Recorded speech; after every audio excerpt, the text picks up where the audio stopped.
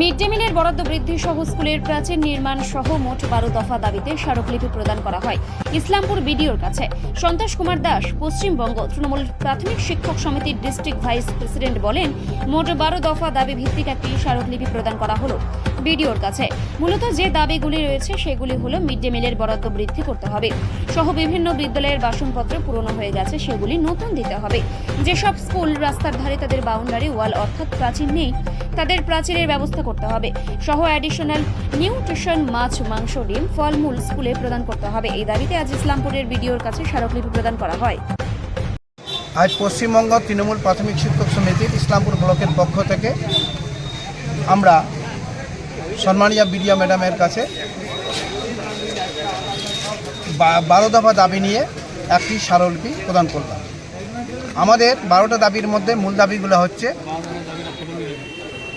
নিত্য প্রয়োজনীয় জিনিসপত্রের মূল্যবৃদ্ধির ফলে মিড ডে মিলের যেন বরাদ্দ বৃদ্ধি করা হয়।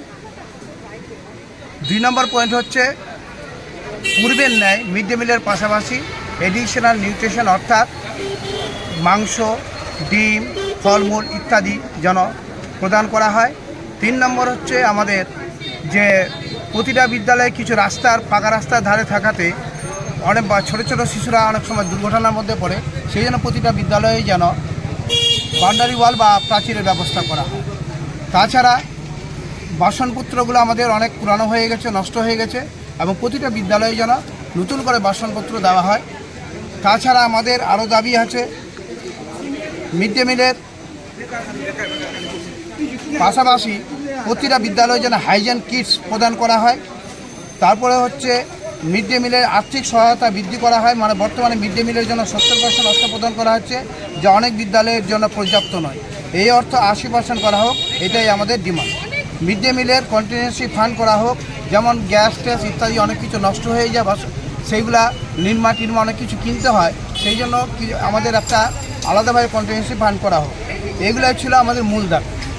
এই নিয়ে আমরা সংগঠনগতভাবে আজকে আমরা ডেপুটেশন দিলাম। এটা কি আপনারা আপনাদের দিক থেকে উপরে জানাতে পারছেন? আমরা জানিয়েছি, আমাদের সংগঠনের জেলা সভাপতি নির্দেশ দিয়েছেন যে ঘটনা প্রত্যেকটা বিডিও অফিসে আমাদের এগুলো ডেপুটেশন দিতে বলেছে। এটা কি জেলা সভাপতির নির্দেশে? একদম জেলা সভাপতির নির্দেশে, জেলা সভাপতি শ্রী গৌরাঙ্গ চৌহান মহাশয়ের নির্দেশে আপনারা বিডিও অফিসে ডেপুটেশন দিচ্ছেন। হ্যাঁ, রায়গঞ্জে হয়ে গেছে, আমাদের ইসলামপুর হলো, এরপরে গোয়ালপুকুর হবে, চপড়া হবে, এইভাবে প্রত্যেকটা আমাদের যতগুলো ব্লক আছে প্রত্যেকটা ব্লকে ডেপুটেশন। এই ক্ষেত্রে কি না, আমরা পূরণ করতে পারিনি ওটা বলবো না। আমরা আমাদের ঘটনা হচ্ছে দিয়েছে, মানে আরও ভালোভাবে দেওয়ার জন্য আমরা এই আবেদন করছি। আমরা কোনো ডিমান্ড করছি না। এটা কি মানে বিরোধীদের কাছে কি এই মানে না যাবে না, এটা সবারই জন্য লাভ, সবারই ভালো হবে, এটা কোনো না। সরকারের বিরুদ্ধে আমাদের কোনো নেই।